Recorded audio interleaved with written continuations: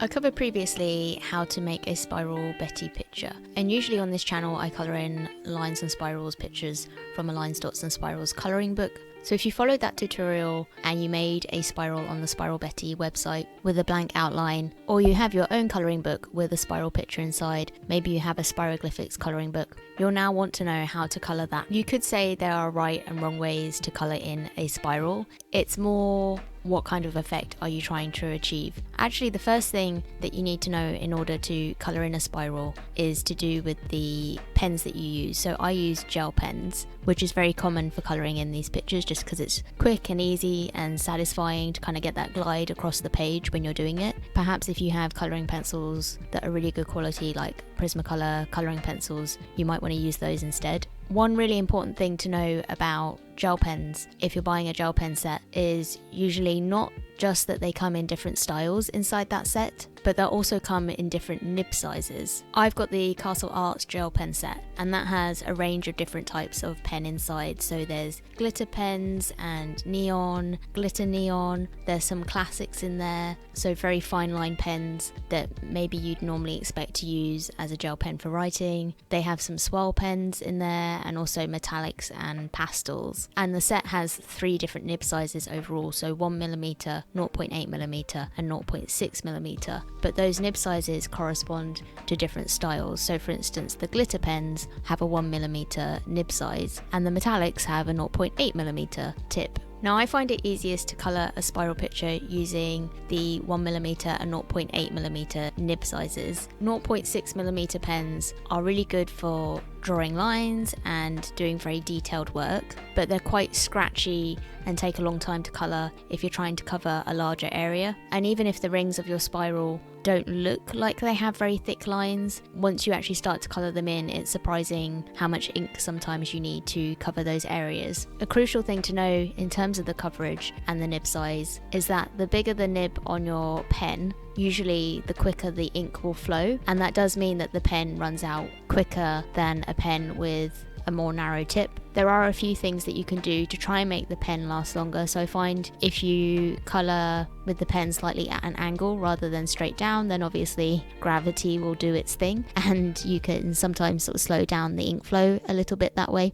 Making sure that you always put the cap back on, and also that you use a pen consecutively once you've started using it. So as soon as you start to use a gel pen, the ink will start to dry up because it's been exposed to the air, and if you leave the cap off, that would also make the pen dry out because it's exposed to the air. So what I tend to do is colour my pictures in one colour and stick to one pen until that entire pen is finished. As a general rule, I can get through a whole spiral picture in the colouring book that I have without the pen running out completely. I think only once has the pen sort of run out on me right towards the end of the picture, and if you are trying to colour in only one colour, that can be a problem. One thing I have found with gel pen sets, especially the Castle Arts gel pen sets, is that there's very few duplicates. So if your colour runs out, you might be able to find another pen in the set that's a similar red, but it won't be exactly the same colour. You might not be able to notice the difference though in the final picture if you do need to switch pens, because the set is made up of pens of lots of different styles in the first place though. If you don't have a duplicate colour and you're looking for another colour to match, and you've used up all of your blue pastels for instance, then obviously the other blues in the set will be your glitter pens or your neons or your metallics, and so obviously that will come out as a different blue anyway, because it's just meant to have a completely different effect when it touches the page. As a general rule, if I choose a 1mm or a 0.8mm gel pen from the Castle Arts set, I'd expect to be able to get through a whole spiral picture.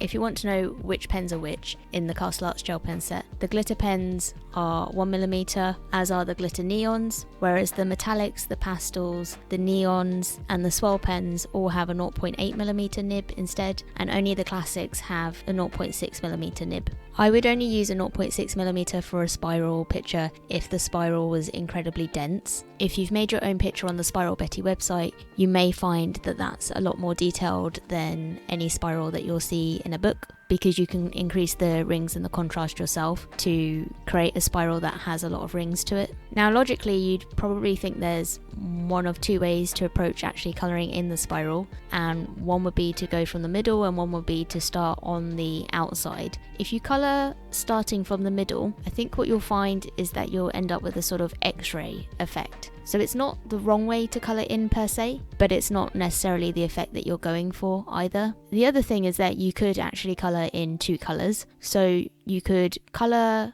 the rings first off in one colour, and obviously you have your relief, so you have the gaps in between, and that makes up a background. So you could then go in between what you've already coloured in with a darker colour or a lighter colour to then create a background for your picture, but you don't have to. You can usually see what the picture is meant to be anyway. I already covered in the previous installment why sometimes these pictures don't photograph very well or show up in videos very well, but they look fine when you've finished colouring it in, and you can tell what the picture is meant to be, and it looks as photorealistic as a spiral picture ever can be. So don't be disappointed if you then take a photo to show to someone, or you film it and you either can't see the glitter in the pen that you used, or the picture just looks a bit like that person has a wonky face or something. One key difference I've noticed between creating a spiral outline to colour in on the Spiral Betty website or spiralbetty.com versus the spirals that I have inside the colouring book that I own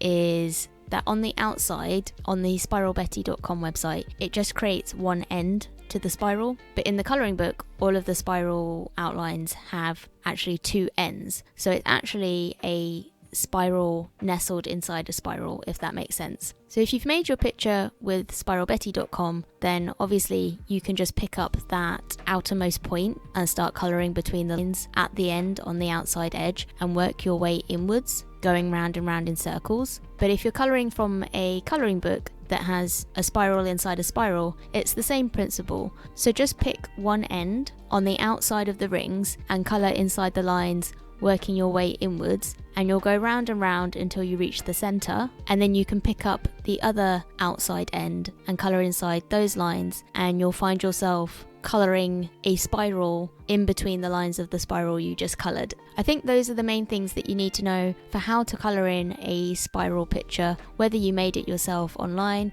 or whether you bought a Lines, Dots and Spirals colouring book or a Spiroglyphics book. And I think those are the main things that you need to know about which pen to choose if you're using gel pens, both so that you have an easy time colouring, but also so that you can finish the picture before the pen runs out. And I've also covered how you can get some different effects. If there's anything else you want to know or you think I missed anything, let me know. Otherwise, be sure to like this if you want to catch the next installment. I'm going to be doing more recordings like this, especially if you have got a Lines, Dots and Spirals colouring book or you're interested in buying one or making one. You'll also want to know what's the best way to colour in the lines and dots pictures as well, and which pens to select.